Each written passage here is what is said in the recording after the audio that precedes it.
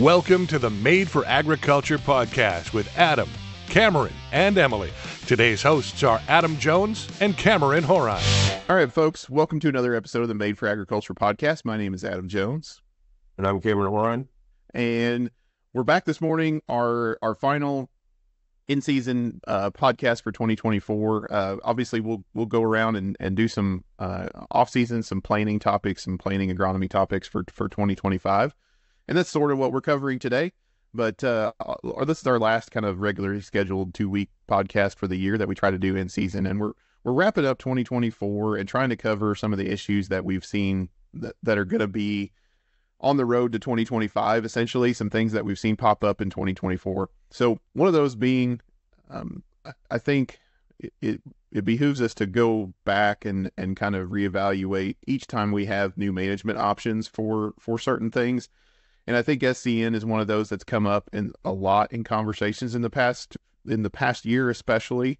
Both, some of that is actual growers bringing it up, or us finding actual SCN issues in the field, and some of it's the industry, right? We've got some new tools or new tools that may be available to us now. So I think both of those combined leads to it being in more conversations. We just want to make sure that today that we kind of get through a quick overview of what is SCN, or Soybean Cyst Nematode, how it affects our soybean crops.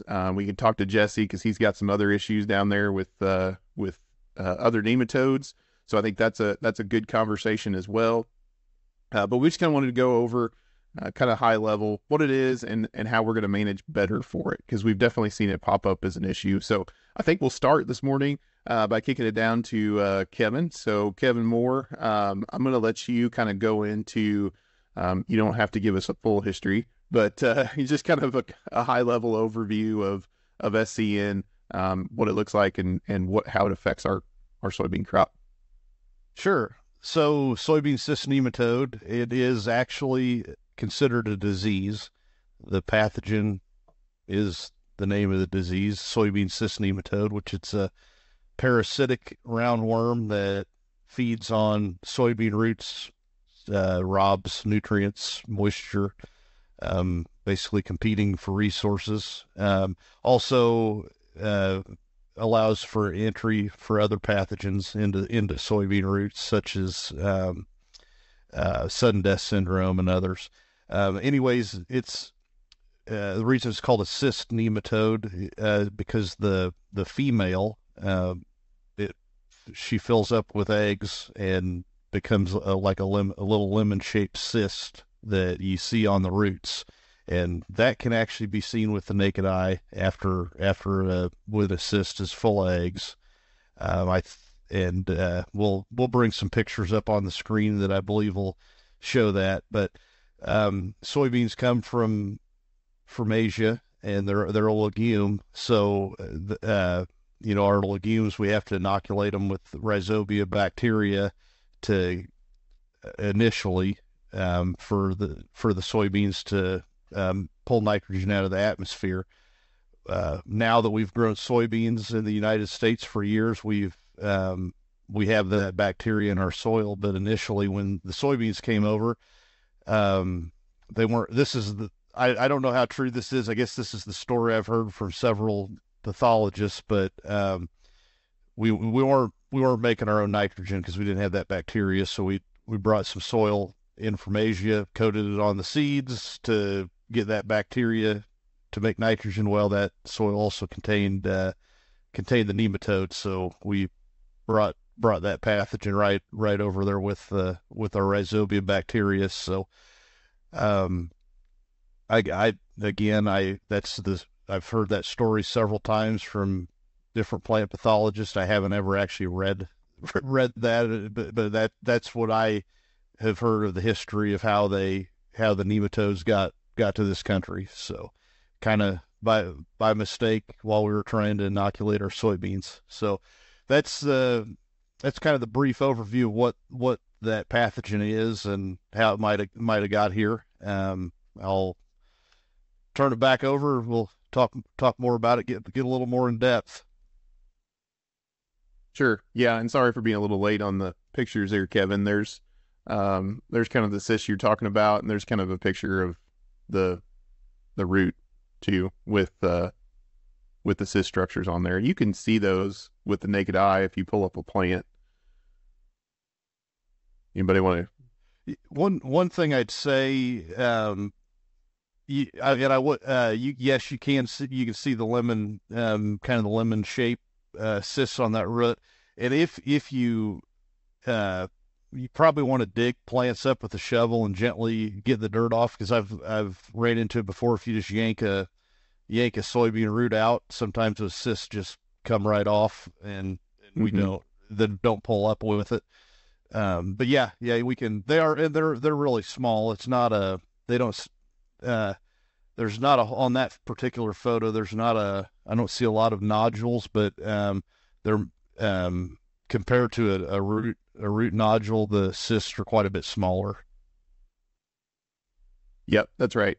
I'd say that's the biggest dead giveaway, right? Because you're going to have a lot of nodules on a plant when you dig them up, and trying to see the difference. There also should be a color difference between them as well, but the nodules are going to be a lot bigger as well. So, guys, what do you feel like I guess kind of where it takes my head is these are in almost every field that's had soybeans on it in the state of Missouri. I mean, anybody disagree with that statement? I feel like that's pretty much where we're at, because it's kind of it's a disease that's been around for a long time, right? But I guess what levels they are in the soil is sort of dictated by soil conditions. It's dictated by crop rotation, because these guys have to have a host plant that's out there in the field at all times. And so, the more we rotate to non-host crops, the better off we are. So if you've got a field that has a rich history of soybeans, as you could say it, which I feel like we have a lot of in Missouri, we've got a lot of those fields. These guys are out there, and like I said, just what degree they are and how yield limiting they are seems to vary from field to field. Have you guys found much consistency other than, obviously they seem to persist more in sandy soils, but other than that, have you guys found much consistency in being able to pick out fields that seem to have more issues with SCN than others? Definitely the continuous soybean fields, for sure. That and as you mentioned, soil type can have an influence a little bit, but that's multiple years of soybeans. Even if we're rotating to 2 years of soybeans, 1 year of corn, that's still, that field's still likely to have higher levels than just a straight corn and soybean rotation. And then actually doing a few years of continuous corn can help knock those levels back. So that everybody's got other reasons for their rotation, but the crop rotation is a cultural practice that does make a difference. Absolutely, and I guess I would also throw in there a few years of weed-free corn, because there's a lot of host plants that aren't, we call it Soybean Cyst Nematode, but I feel like that sort of drives us in a direction when we think about things, and it certainly can use other plants as a host plant. I would say that, not corn, but a lot of weeds that we may have out there in the field, both in crop and between crop. And so if you don't manage those appropriately, you can still have those nematodes when you rotate back to soybeans. Well, the cyst is a big part of that. I mean, it's built to last. So, right, you can take it out of soybeans for multiple years. You can clean up all the henbit, the dead nettle, the pennycress, whatever else will serve as a host, and it's still waiting. You can try to manage numbers, but I mean, it's to your point or Kevin's point. I haven't pulled a lot of tests recently, just because usually my conversation with a grower is, I'll be glad to pull a test, but they're going to be high. But early on, I did pull a lot of tests, and, but we were always, just thinking of Audrain County, where I spent the bulk of the first part of my career, but we're not sandy. In fact, we're sitting right on pretty heavy clay. Decent pHs, higher pHs can also affect nematodes. But I mean, almost any time you pulled a test, the numbers were incredible. I didn't want to extrapolate that out to other areas that I now cover, so I have ran into some situations out west where I have recently pulled some tests, and I pulled one up that I think it was about a year ago. Well, it was a year ago exactly that I pulled it. Management, at least looking at, I can't remember what MU's numbers were. You guys might remember, but management starts being recommended, around 250, 500. The lower end, I guess I sometimes lose the number because I never see them at the lower end, but it's a pretty low number where we start managing. And Midwest Labs has a chart where they have recommendations and where to throw treatment and when to even move away from soybeans, which unfortunately, that's usually, let's see, group 4, they would say move to a non-soybean crop. So that's anything greater than 12,000 eggs per, I believe, cup or 250 cc's, however you measure that.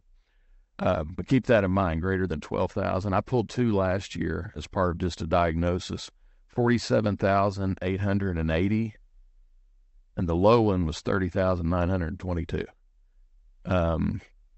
Let's see, that was eggs per cc, so might need to do a little bit of math on that, but that's pretty much those kind of numbers up in at least the teens or beyond seems to be where we've usually found them. And it's every field. I had one field I pulled once with a 0. It's a long story, but I wasn't able to take a very good composite. Just the field conditions that day.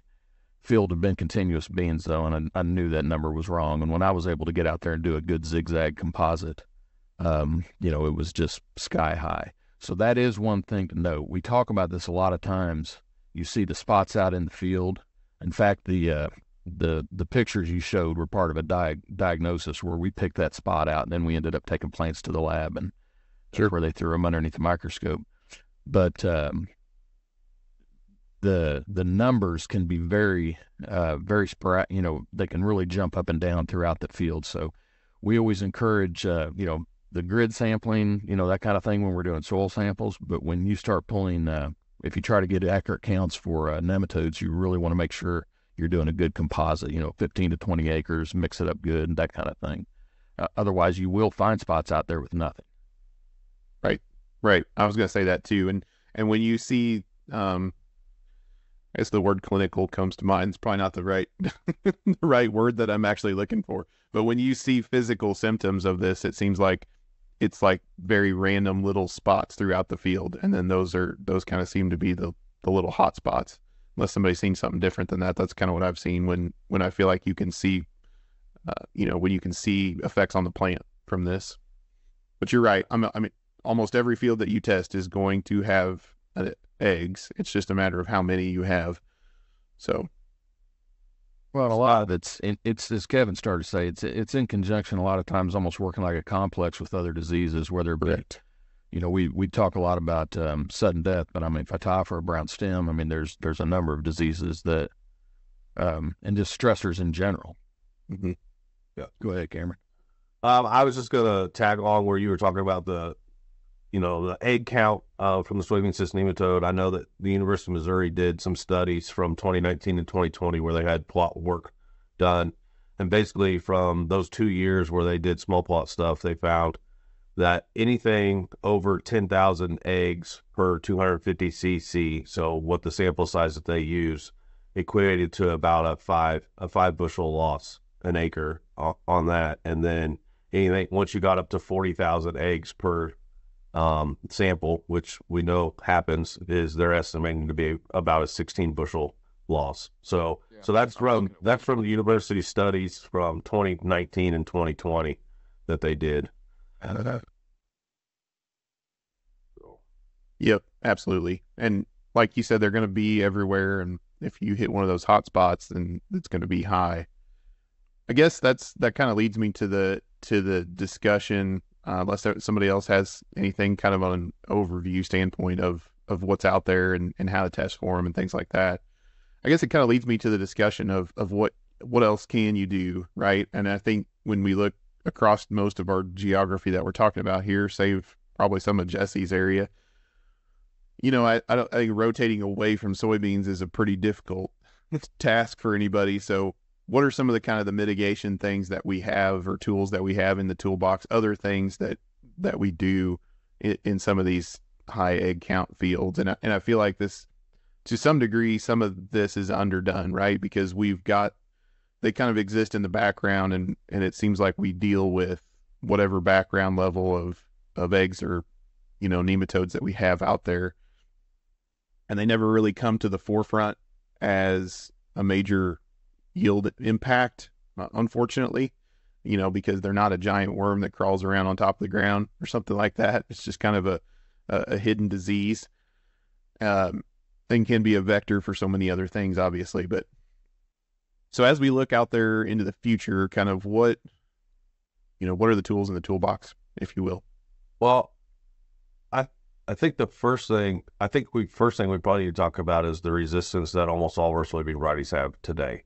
Yep. So for over 30 years, almost all the main resistance that we've been using in our soybean varieties today is what's called the PI 88788 gene. And so almost every variety has had that resistance for over 30 years. In reality, what that does is that allows the juvenile nematodes to still feed on the roots, and so there's still feeding happening, which is what allows SDS and some of these other diseases that we've talked about become a host because of that. But that gene actually it stops the female from being able to mature and creating eggs. So that's really what it is. It still allows feeding. It doesn't kill it. It just stops from reproduction once the female starts going. And that's the same way with peaking, and we can talk about peaking here. That's kind of it's not a newer resistance, but it's one that's starting to come into the forefront of that. So that's the main one that's been in all the varieties. When you start using something for over 30 years, though, that's when things start to break and you start to get less, right? I mean, we think about glyphosate the same way. We've been using we use glyphosate over and over and over, and now we have glyphosate-resistant weeds, right? And so people find tolerances and can get past that. So that's the main one. A lot of people don't talk about it because it's been beneficial and it's worked. Yeah, and it's a background thing, right? I mean, I think that's something that you're right. Nobody talks about it, but I would, I don't know what percentage of beans in the state that get planted that probably have that resistance gene in them, but I bet it's pretty high. So there's something to kind of check into as you're looking at soybean varieties, and I would dare to guess that you've planted for, like Cameron mentioned, probably over a decade, PI 878 beans. So you mentioned the Peking variety. So there are multiple strains of resistance out there. They are not necessarily new, but typically the resistant strain has been so yield limiting in the past that those varieties with those other resistant strains have never been brought forward. So you did mention that we've got some other options now. So why don't you go into that, what the difference is? I mean, it's basically just a difference resistance gene, but go into the difference and why they're just coming forward, or why people are just talking about them now, I guess. So, I mean, peaking is the one that people are really starting to talk about. One of the differences is it is a gene that has kind of limited yield, where PI 88788 wasn't. It didn't really bring genetics down from that standpoint. And so it wasn't very widely adapted. It basically was only super beneficial. It didn't have that impact on yield in maturities from like a double aught to before a 3.0 from that standpoint. So it was very northern United States varieties is where I was falling into that. More work has been being done with that. As we mentioned, the 88788 gene is starting to fail, and there are some more varieties that are being brought into later maturities. We're testing one from a more soy standpoint. That's a 3.5 this year, a 3.5 variety that we're looking at in our experimental. I know that Brevant has a 3.4. B342EE. That's a variety that has peaking that is available, that touches a decent amount of our trade territory from that standpoint as well. So there is a lot more work being done with the peaking to bring it down into later varieties. Today, it doesn't seem like it still has a little bit of a yield drag, but it's getting better at that. Just genetics and breeding from techniques from that standpoint can get it. While we're talking about it, I know that the University of Missouri, Dr. Andrew Skaboo at our soybean at this facility that works with the Missouri Soybean Association, they have identified through the power of genetic and understanding what our genome is, they have identified a new potential gene that is opportunity there. So there is a lot of initial testing. I know that was just announced in last year in 23. So from the scientific world, there is some new stuff that they're finding as we, uncover the genome and find some of these new genes. So there is some exciting work that's being done on potential other resistance in the future. Okay. No, that's great. And that's a good background of kind of those soybean varieties. So as we get soybean varieties with a Peking resistance into what we feel like is our wheelhouse for most of Missouri, say probably Jesse down there, right? Because I believe the latest one that I'm aware of is Vermont has a 3.9 that has Peking. So that is kind of right in the wheelhouse for most of North Missouri, what we're typically running from a soybean scenario. So if we've got a field that we know we have SCN in, right? We know there's some background yield impact to our soybean crops that we're putting out there. If we get access to a variety that has Peking, is that something that you feel like, what's our strategy, right? So do we just switch to that indefinitely? Do we need to alternate back and forth? Is there a reason to put a Peking variety resistance in there at all? Give me thoughts. Yeah. So the conversations I've had in the research that I've seen from Iowa State, who's had more maturities, has had more varieties available to them with the Peking resistance, is the pathologists and those guys that do a lot of work with us from Iowa State. Basically, their suggestion is, and this is difficult for producers, is because we all know we fall in love with a variety, and then we like to plant that variety till it fails us. But their suggestion is that to be the most effective is have a crop rotation, or I'll say oscillation, as you like to say sometimes, if you don't have a cover crop there, but have a crop rotation of corn and soybeans. But then every time you bring in a soybean, switch from a variety that has PI 88788 and then go to Peking. And then when you come back to soybeans, do the inverse. And so you're switching back and forth between your resistance from there. And so the SCN is not seeing the same resistance every couple of years. Yeah, no, that's a great point. And I think that's a good one from the variety standpoint, something that we can do as we get availability of some of these varieties. And that, like we said, that's the issue, is most of these fields have been planted to the single resistance variety for the last 25 years. And so just having the ability to bounce back and forth, I think, will give us a tool in the toolbox that probably will help. So anything else before we move on from that? Because I think that's a big deal as far as just thinking about it. We don't want to just move to a Peking variety soybean and run that into the ground like we've done the other one. I do have a question on that. Sure. So what's stopping us from having both resistance genes in the same bean variety? Is it just more complicated to breed those together, or is it a yield thing, or what's the deal there? That's a good question, Kevin. I don't know. I would say that I'm not in tune enough with that. I do think that there has been some work looking at that from that standpoint.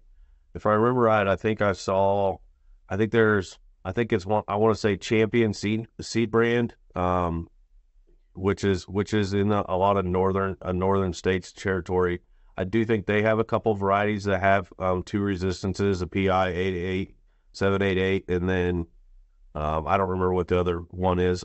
There is some, but I do think that they do have a yield reduction from those standpoints from that side. So, right, yeah, I would assume that it'd be the same as the Peking initially thought. As far as bringing the overall yield down enough that not worth bringing forward. The one thing I think of, I mean, obviously, looking at the different, whether it's 8.8, 7.88 or peaking, or there's some things you can do there, but it's probably even a bigger conversation you need to have with your seed seller, from the standpoint of, if you have a field that you really know you have a high number, and it's also a field that has some other, just maybe tougher ground, you see some stressors on a regular basis that the SCN is going to exacerbate the problems, or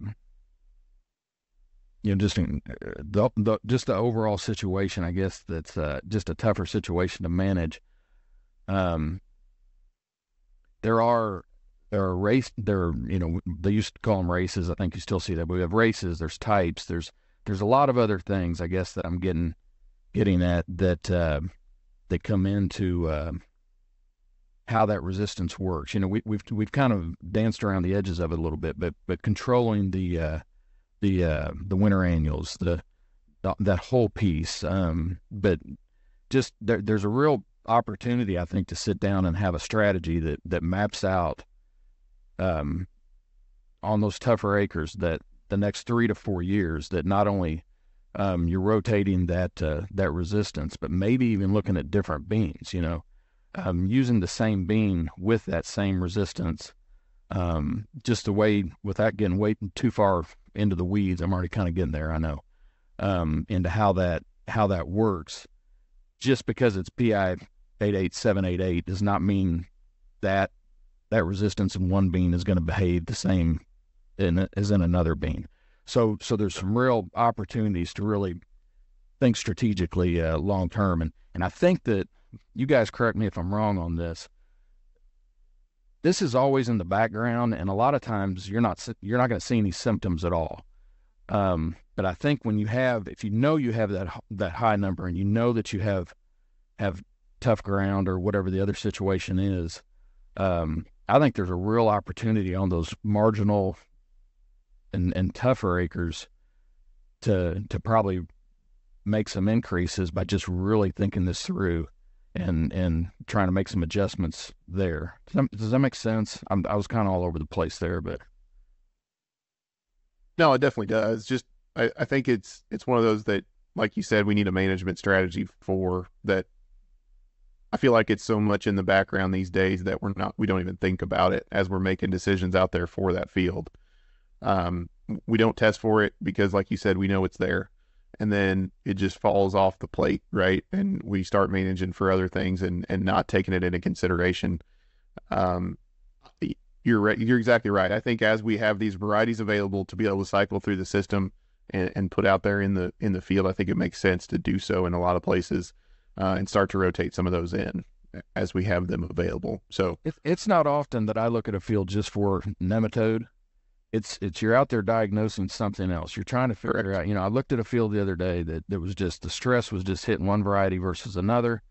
Ended up having, we tested for phytophthora, and that's what ended up showing up. We also had some other diseases, cercospora and everything. But upon inspecting the plant after you dug it up, and in that case, Kevin, I was kind of caught short out in the field without a shovel, and even in dry ground, I carefully pulled the plants up. But I mean, there was still just, cysts everywhere. I can't imagine what it looked like if I'd done it right. Well, I guess I did do it right when I got back to the truck and walked back out. But just the way they exacerbate all those other things we were already looking at. It's we don't talk about it very often, but it's a big deal. Yeah, it absolutely is. There are some other things, guys. I know again, rotating those kind of resistances varieties through the field. But other than that, there is some seed treatments and some other things out there. Does anybody have kind of thoughts on some of those products? I mean, I know some of them have kind of came and gone, and some of them had a little bit of the same effect of the initial peaking stuff, right? Is that some of them were, very harsh and things like that, and maybe were more yield limiting than they were helpful. But anybody want to go into kind of what products out there now carry a nematode label and which ones kind of are working for us or you feel like have an effect? Jesse, you may have more experience in that than the rest of us do. I mean, the biggest thing is understanding the seed treatments are more of a bolt-on, for lack of better words. Right. We got to remember crop rotation is number 1, the varietal resistance is number 2, and then the seed treatment's number 3. We've had several right now. I think we all know Saltro is kind of our go-to at the moment for nematode resistance, but again, like I said, it's just a bolt-on. And to understand, I don't know about for y'all, but I'll talk about root knot here in a little bit, but like there's lots of nematodes out there. It's just for y'all, SCN is number 1. For me, for the southern half, root knot is number 1. So like with Saltros, you get a lot of control on a lot of different nematodes, and just SCN is one of them on that label. So that's the big one. I know Syngenta has, and I can't remember, it's Timerium and Victrado. I think Victrado is the technology and Timerium is going to be the product that we're going to have. It's supposed to come on label next summer and we'll have it for 2026, but they're saying it looks very, very good for SCN for next year. And of course, like even Saltro, like there is some extra benefits for sudden death and some red crown rot that we've talked about in the past. So a lot of these seed treatments do multiple things for soybeans and plant health. But right now, that's kind of my go-to, Saltro.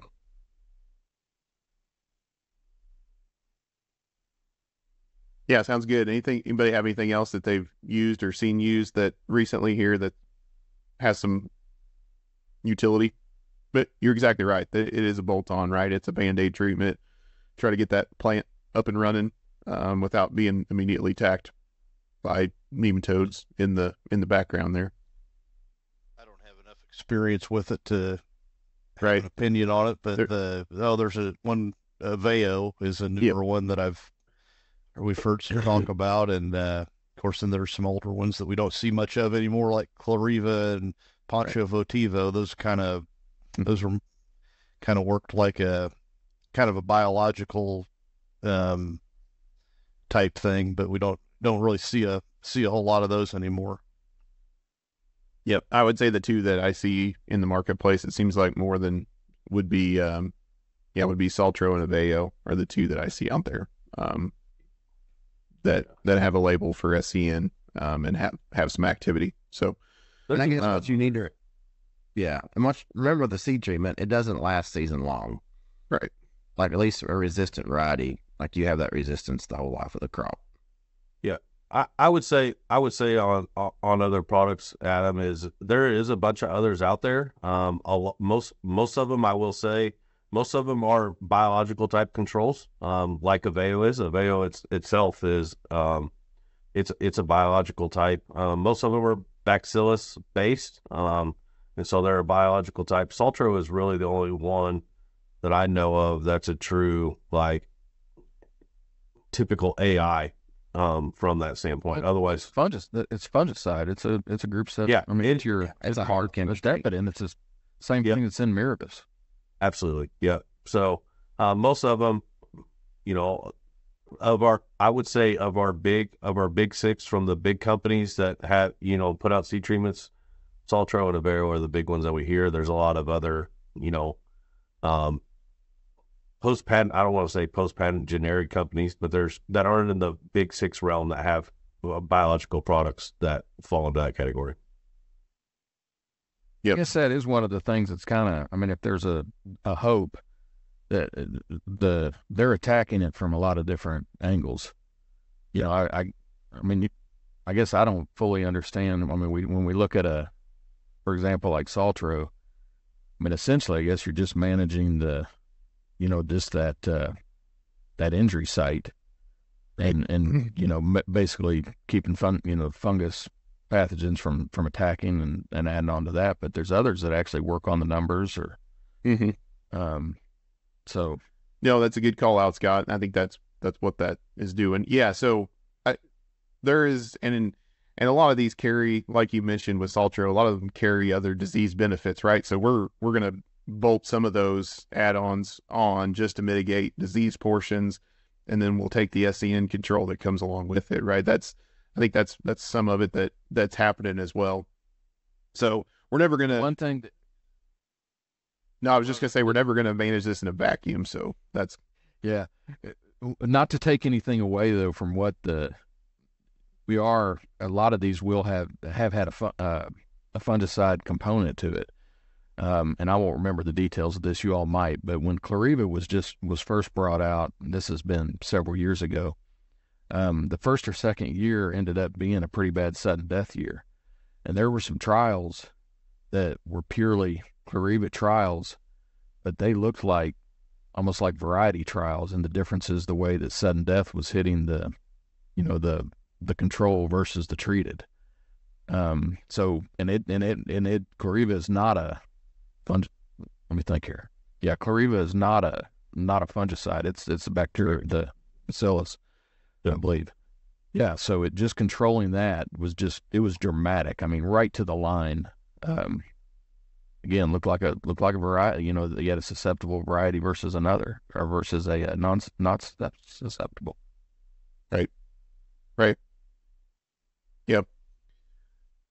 Anything else on the kind of mitigation or control stuff, and then I was gonna let Jesse kind of give us just a quick kind of root knot thing. I know that's not something that we typically see in the north super often or ever, I guess, but if anybody doesn't have anything, I mean that's pretty much our mitigation control options, right? Like we've mentioned, it's crop rotation, essentially weed control or overwintering weed control. Variety resistance and seed treatments. Those are kind of our three options. If nobody has anything else, Jesse, why don't you kind of give us a real quick kind of root knot nematode talk about what you guys are dealing with down there? Okay. So with root knot, it's very similar to SCN. It's worse. It really is. We'll have fields, you'll have beans in that you got places that'll be cutting 60 bushel, and other places where we have root knot is 0. And it's not because of the year, it's because of the root knot. And the big thing here is root knot is in sand 99.9% of the time. You don't find it anywhere else. But of course, our sand is more lucrative to a cotton bean rotation. So you just make it worse every year.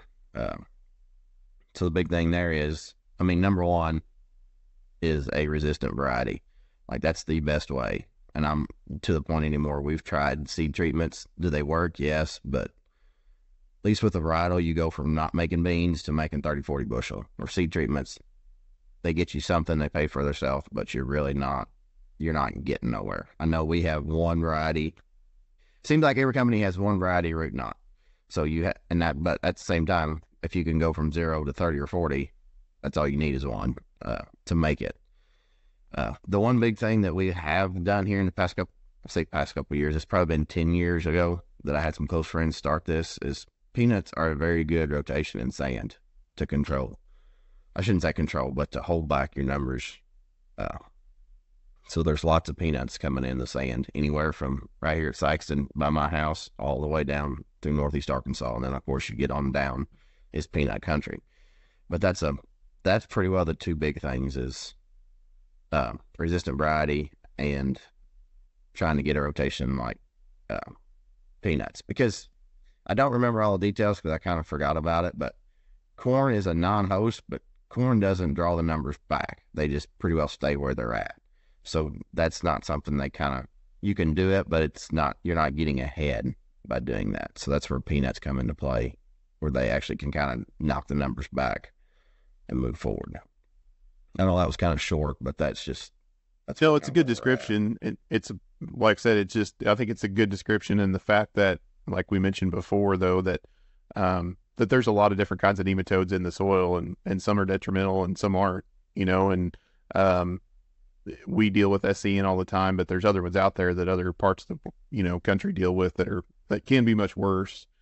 So, no, that's great. Anybody else have anything pressing on SCN? I think we described it pretty well and got into some good recommendations. This is something that we ought to be thinking about planning into 2025. It's why we wanted to record this episode this morning. There are some tools out there, whether varieties or seed treatment add-ons that are out there. This is the perfect time of year to go out and pull an SCN soil sample if that's something that you want to do. Like Scott mentioned, a more composite soil sample in that, but it's definitely, it can help you diagnose for sure. It can help you diagnose which fields you need to be thinking about this versus which ones you may be able to get by without thinking about it as much. So anybody else have any thoughts before we wrap this up? Okay. Excellent. Well, appreciate all your all's time this morning. Like I said, I'd encourage everybody listening to go out, grab some seed tech sheets, look around, see if you can't find a variety that you feel like does well, that gives you a little difference in SCN protection. Take a look at seed treatment options and make a plan for next year. We know there's going to be lots of soybeans again. So, all right. We appreciate everybody listening this morning. Scott, Jesse, Cameron, and Kevin, thank you very much for taking time to jump on here this morning, and we'll catch everybody next episode. Thank you. Thank you. Yeah, thanks, guys. Thank you for listening to the Made for Agriculture podcast, brought to you by MFA, your whole farm solution.